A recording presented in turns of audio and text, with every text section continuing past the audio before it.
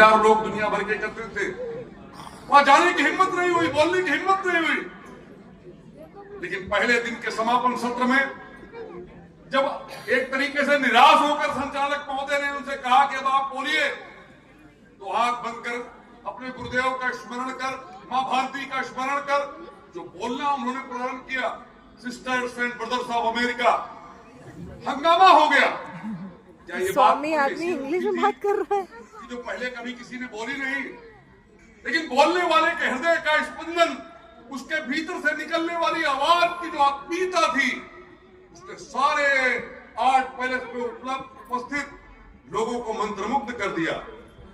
और सम्मेलन में स्वामी जी के द्वारा भारतीय अध्यात्म, भारतीय चिंतन, भारतीय दर्शन की जिस प्रकार से प्रतिष्ठा की गई, व्याख्या की गई,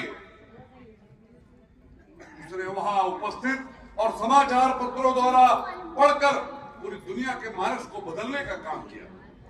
पूरी दुनिया की ईसाई मिशनरी जो भारत में उस समय भी और आज भी बड़े पैमाने पर मतांतरण की गतिविधियां चलाते, वो भारत के संबंध में नाना प्रकार के भ्रामक प्रचार दुनिया भर में करते थे।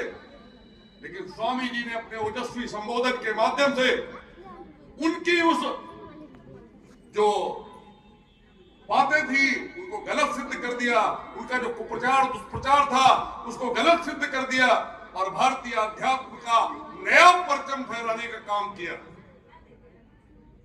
परिणाम 11 सितंबर को जो अधिवेशन प्रारंभ हुआ, 17 दिन तक चलने वाला वो अधिवेशन 27 सितंबर को समाप्त हुआ।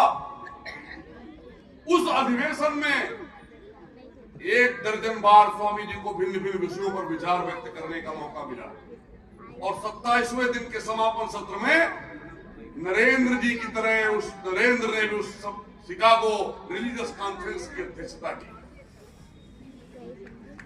मैं कहना चाहता हूं कि हमको अपने स्व से जुड़ने की आवश्यकता है। मैंने कहा कि वो विश्व धर्म सम्मेलन नहीं था और उसका प्रमाण है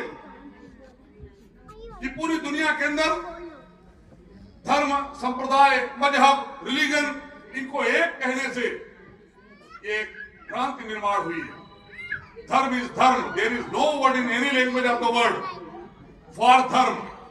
धर्म का दुनिया की किसी भाषा में कोई पर्याय नहीं है और उसका प्रमाण है कि अमेरिका के लॉस एंजल्स के अंदर यूनिवर्सिटी ऑफ कैलिफोर्निया में, जहां पर वर्ल्ड रिलीजियस और स्टडी ऑफ रिलीजियस ग्रुप था, एक डिपार्टमेंट ऑफ रिलीजियस स्टडीज था, दुनिया भर के सारे मजहब संप्रदायों को उस डिपार्टमेंट